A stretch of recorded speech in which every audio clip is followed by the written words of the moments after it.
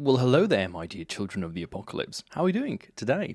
Welcome back to part 2 of how not to buy a mountain bike, and surprisingly enough, I thought this was going to be the last series I was going to do. I thought it was going to be a two-part video, but it's not going to be a two-part video because something happened yesterday which truly altered the course that this bike is going to take.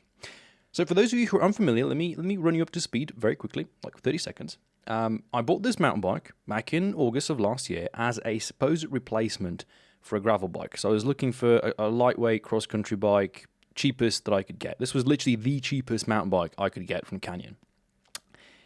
And as I used it, I realized that I made a mistake. I had the so-called buyer's remorse or buyer's regret. I wanted to, if I could, I would have shipped it back. I would have been like, hey, I don't want this. But I was brought up in a way that we make do with what we have, and so what I did was I tried to convert it into something that was more suitable. Now, I had a couple of options. Obviously, on one side, I like lightweight bikes. I like going fast uphill. But I wanted also some comfort when descending. If not for else, if I want to get some footage, like the one you're watching right now of me descending on this bike, then I need to get some upgrades to the equipment. So over the course of that year, the bike was starting to change, and I would replace the stem, and I would replace the handlebar, and I would replace the tires, and I would replace the wheels, and I would replace the cassette, and I would replace everything has been replaced. So in the bike check video that I uploaded back in like April or May, you saw the bike in what was, I think, the most optimal build up to that point. So really no further upgrades could have been done to the bike.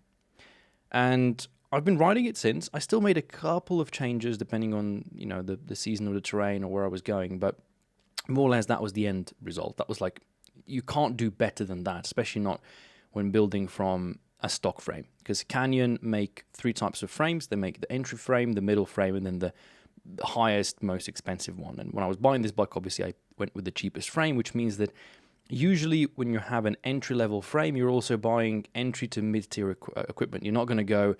it's like imagine having a Renault and then putting on the same Pirelli tires that you would put onto a Ferrari. It just doesn't make sense. And also vice versa, right? You wouldn't want to have a Ferrari or a Lamborghini or a race car and then put on, some shitty tires. Well, what ended up happening was that, a bike is a tool, and so you use it, right? And if I gave you a hammer, you would use it to smash nails in, and eventually that hammer's going to get loose, and sometimes our tools get destroyed. And yesterday I was on a group ride with 2 friends, and I had one of those moments where, you ask yourself, should I keep going? I think we had enough, like we should call it quits. But somewhere deep inside I was like, we can do one more climb, one more descent. And we did a descent that is local to us, a descent that I've done dozens of times. And I made a mistake. I made a bad choice of line, and I managed to crack my frame. Now, I did actually realize that there was some noise coming from the back of the bike. I didn't quite realize it, and then I looked down at the rear chainstay, and I was just like, oh boy. So, let me just jump into the garage right now, and let's have a look at the damage. Alright, boys and girls, welcome to the garage and welcome to the pain cave, because I'm about to show you something that really, really hurts.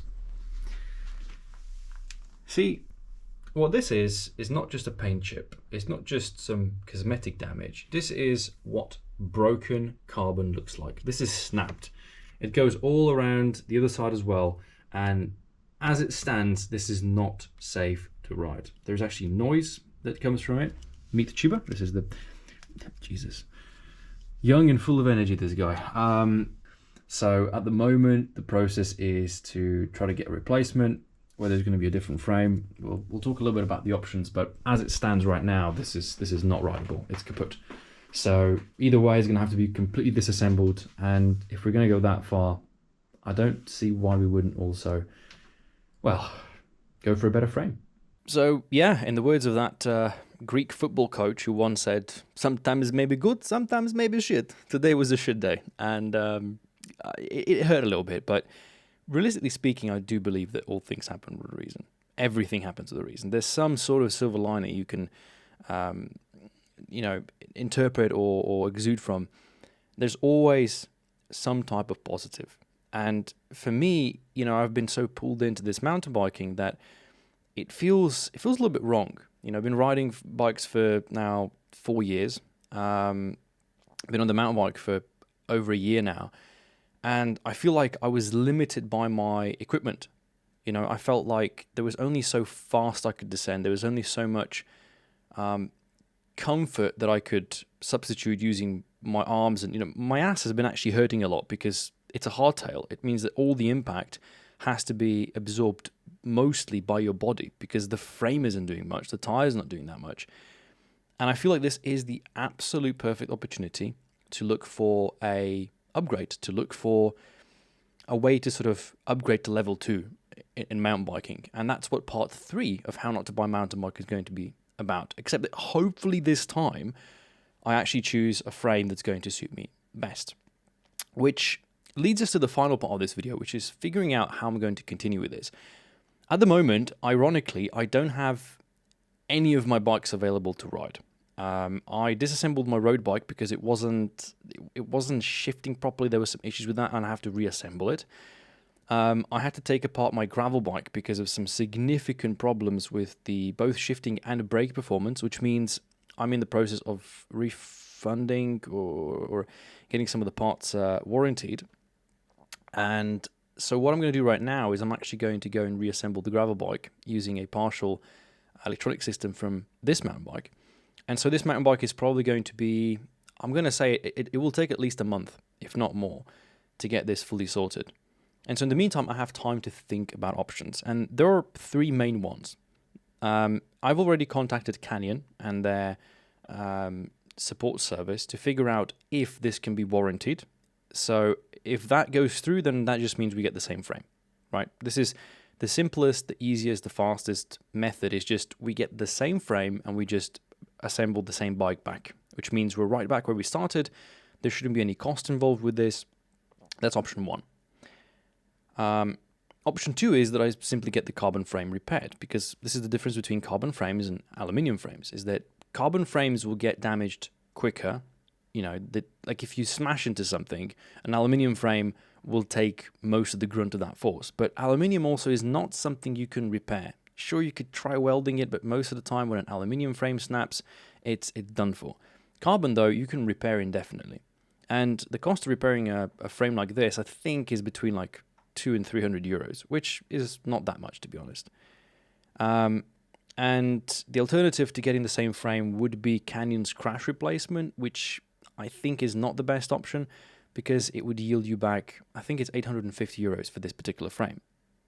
But if Canyon would be willing, and this is what I'm mostly hoping for, if they'll be willing to struck a deal with me, and instead of giving me this same frame, instead going and giving me a full suspension frame, obviously at a higher price, maybe a little bit discounted, then that would be the cheapest way to get a hold of a full suspension frame. You see, the problem with full suspension frames as is that you can't really buy one. You have to buy a whole bike. Now, if I buy a whole bike, then I also have pretty much double the components minus the frame, which, presents itself into a problem because you're spending a huge chunk of money to get a bike and then swapping some of the components over and then having to sell whatever's left over.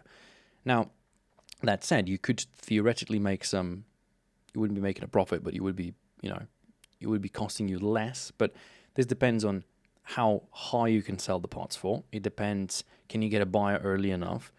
It can take months for you to sell a part. Let's say you buy a new mountain bike and you want to just swap out the forks and then sell the forks that were originally on the bike so you can break even. Well, nobody knows when you're going to be able to sell them unless you go way under price, at which point you're not really doing yourself any favors.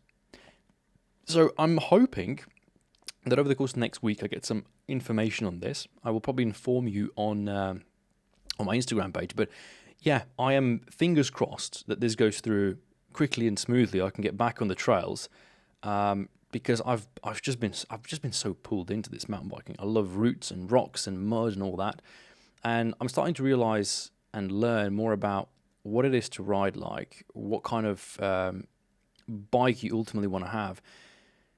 There's a thing in cyclists called N+1. You always want to have that next bike. And I know that I will never be fully satisfied with the way that a bike feels or works. There's always, that one more upgrade you would want to do, or just straight up replace the bike altogether just because there's a new, better, sexier option available. So I'm leaving this video out in a bit of a cliffhanger note, but there's some hope, and I want you to pull from that. I want you to understand that there's always going to be hope, even if you break something, crash something, there's a reason that it happens, and you should try to make the most of that opportunity.